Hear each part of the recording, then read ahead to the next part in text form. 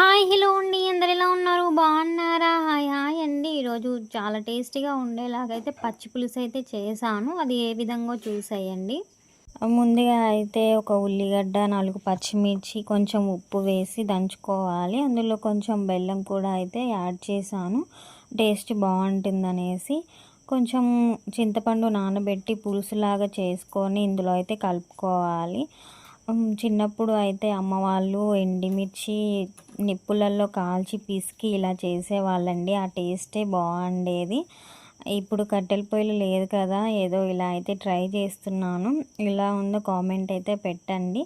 ఇలా కలిపి పెట్టుకున్న తర్వాత పోపు వేసుకోవాలి. ముందుగా కడాయి పెట్టుకొని ఒక పావు నూనె పోసుకొని ఒక 2 ఎండుమిర్చి అయితే వేసుకొని అవి కొంచెం వేగాలండి. వేగితేనే టేస్ట్ బాగుంటుంది. ఒక 4 వెల్లిపాయలు దంచి వేసుకొని పోపు గింజలు వేసుకొని జీలకర్ర వేసుకొని కొంచెం వేగనివ్వాలి. వేగనిచ్చినాక కొంచెం కరివేపాకు తుంచేయాలండి. మెయిన్ టేస్ట్ అయితే కరివేపాకే.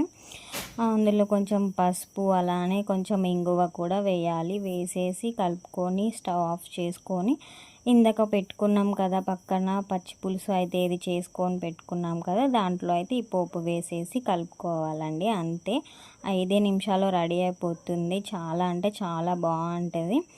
పాతకాలంలో మన తాతల నాడు చేసిన అలాంటి పచ్చి పులుసు అయితే టేస్టీగా వచ్చేస్తుంది. Please subscribe.